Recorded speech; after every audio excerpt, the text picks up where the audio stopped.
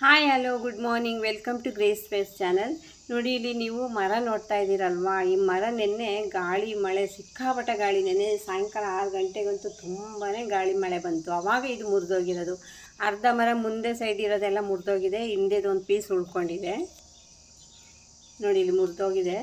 ತುಂಬ ಚೆನ್ನಾಗಿತ್ತು ಇದು. ಮನೆ ಮುಂದೆ ನಮಗೆ ವೆಹಿಕಲ್ಸ್ ಎಲ್ಲ ನಿಲ್ಲಿಸೋಕ್ಕೆ ಸ್ಟ್ಯಾಂಡ್ ಥರ ಇತ್ತು. ಮತ್ತು ನಾಯಿಗಳೆಲ್ಲ ಪಾಪ ಮಲಗ್ತಾ ಇದ್ವು. ನೆರಳು ತುಂಬ ಚೆನ್ನಾಗಿ ಬರೋದು ಮನೆ ಹತ್ರ. ಅದೇ ಇವಾಗ ಅರ್ಧ ಕಟ್ಟಾಗಿ ಬಿದ್ದುಬಿಟ್ಟಿದೆ. ನೋಡಿ, ಒಂದು ಮರ ಬೆಳೆಸೋಕ್ಕೆ ಎಷ್ಟು ಕಷ್ಟ ಇರುತ್ತೆ. ಅದೇ ಎಷ್ಟು ಬೇಗ ಮುರಿಯೋದೇನು, ಅದಕ್ಕೇನು ಟೈಮ್ ಏನು ಬೇಕಾಗಿಲ್ಲ. ಖಾಲಿ ಒಂದು ಮಳೆಗೊಂದು ಹೋಯ್ತು ಅಷ್ಟೇ. ಕೆಲವೊಂದು ಮಾವಿನಕಾಯಿಗಳು ಕೂಡ ಬಿದ್ದೋಗಿದೆ. ಓಕೆ, ಈಗ ಮಧ್ಯಾಹ್ನಕ್ಕೆ ನಾನು ಏನು ಊಟ ಬೇಡ ಅನ್ನಿಸ್ತಾ ಇದೆ. ಅದಕ್ಕೆ ನಾನು ಫ್ರೈಡ್ ರೈಸ್ ಮಾಡೋಣ ಅಂತ ಫ್ರೈಡ್ ರೈಸ್ ರೆಡಿ ಮಾಡ್ತಾಯಿದ್ದೀನಿ. ಈಗ ಶೆಕೆಯಲ್ಲಿ ಊಟನೇ ಕೇಳಿಸಲ್ಲ. ನೋಡಿ, ಇವಾಗ ನಾನು ಒಂದು ಬಾಣಲಿ ತೊಗೊಂಡು ಅದಕ್ಕೆ ನಾನು ಒಂದು 4 ಟೀ ಸ್ಪೂನಷ್ಟು ನಾನು ಆಯಿಲ್ನ ಹಾಕ್ತಾಯಿದ್ದೀನಿ. ಇಲ್ಲಿ ಯಾವುದೇ ಸಾಸ್ ಆಗಲಿ ಬೇರೆ ಏನು ನಾನು ಯೂಸ್ ಮಾಡ್ತಾ ಇಲ್ಲ, ಅಥವಾ ಯಾವ ಮಸಾಲೆನೂ ನಾನು ಆ್ಯಡ್ ಮಾಡ್ತಾಯಿಲ್ಲ. ರೆಡಿಮೇಡ್ ಮಸಾಲೆಗಳನ್ನು ಕೂಡ ನಾನು ಇಲ್ಲಿ ಆ್ಯಡ್ ಮಾಡ್ತಾಯಿಲ್ಲ. ಇಲ್ಲಿ ಈಗ ಎಣ್ಣೆ ಕಾದಿದೆ. ಒಂದು ದೊಡ್ಡ ಸೈಜ್ ಒಂದು ಈರುಳ್ಳಿನ ನಾನು ಚಿಕ್ಕದಾಗಿ ಕಟ್ ಮಾಡಿ ಇಟ್ಕೊಂಡು ನಾನು ಅದಕ್ಕೆ ಹಾಕ್ತಾಯಿದ್ದೀನಿ.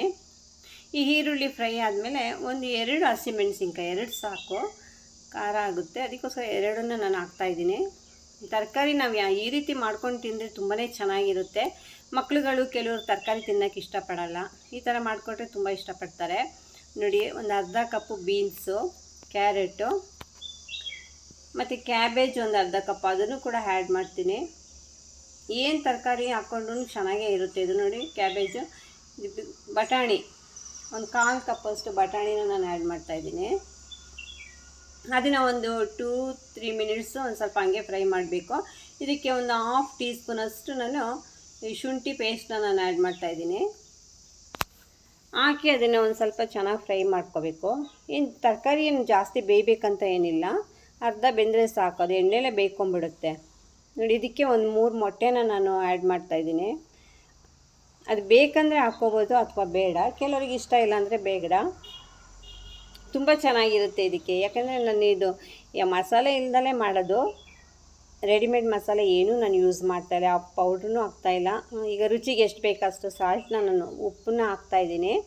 ಹಾಗೆ 1 ಟೀ ಸ್ಪೂನಷ್ಟು ನಾನು ಪೆಪ್ಪರ್ ಪೌಡರ್ನ ಆ್ಯಡ್ ಮಾಡ್ಕೊತಾ ಇದ್ದೀನಿ. ಇದಕ್ಕೆ ಪೆಪ್ಪರ್ ಪೌಡರ್ ಒಂದೇ ನಾನು ಹಾಕ್ತಾ ಇರೋದು, ಎಕ್ಸ್ಟ್ರಾ ಅಂದರೆ. ತುಂಬ ಚೆನ್ನಾಗಿರುತ್ತೆ, ತುಂಬಾ ಚೆನ್ನಾಗಿರುತ್ತೆ. ನಾನು ಅವಾಗ ಮಾಡ್ತಾ ಇರ್ತೀನಿ. ಬಾಕ್ಸ್ಗೆಲ್ಲ ತುಂಬಾ ಚೆನ್ನಾಗಿರುತ್ತೆ. ಮತ್ತು ಈವ್ನಿಂಗ್ ಮಕ್ಕಳಿಗೆ ಸ್ನ್ಯಾಕ್ಸು ಮಾಡಿಕೊಡ್ಬೋದು. ಅರ್ಜೆಂಟ್, ಇಮಿಡಿಯೇಟ್, ಒಂದು 5 ಮಿನಿಟ್ಸಲ್ಲಿ ಆಗುತ್ತೆ. ಆಲ್ರೆಡಿ ರೈಸ್ ಮಾಡಿ ಇಟ್ಕೊಂಡಿದ್ದೆ ನಾನು. ಆ ರೈಸ್ನ ಹಾಕಿ ನಾನು ಇವಾಗ ಚೆನ್ನಾಗಿ ಮಿಕ್ಸ್ ಮಾಡ್ತಾಯಿದ್ದೀನಿ. ನೀವು ಒಂದು ಸಲ ಟ್ರೈ ಮಾಡಿ, ತುಂಬ ಚೆನ್ನಾಗಿರುತ್ತೆ. ತುಂಬ ಕ್ವಿಕ್ಕು. ಏನು ಸಾಂಬಾರು ಮಾಡೋದು ಅಂತ ಯೋಚನೆ ಮಾಡೋ ಬದಲು ಈ ಥರ ಮಾಡಿದರೆ ಎಲ್ರಿಗೂ ಇಷ್ಟ ಆಗುತ್ತೆ. ಎಲ್ಲರೂ ಇದನ್ನು ಊಟ ಮಾಡ್ಬೋದು.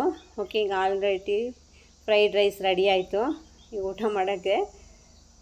ಓಕೆ, ನೋಡಿ, ತುಂಬ ಚೆನ್ನಾಗಿದೆ. ಓಕೆ ಫ್ರೆಂಡ್ಸ್, ಯಾರೆಲ್ಲ ನನ್ನ ಚಾನಲ್ ಸಬ್ಸ್ಕ್ರೈಬ್ ಮಾಡಿಲ್ಲ, ಪ್ಲೀಸ್ ಸಬ್ಸ್ಕ್ರೈಬ್ ಮಾಡಿ, ಲೈಕ್ ಮಾಡಿ, ಶೇರ್ ಮಾಡಿ. Thank you.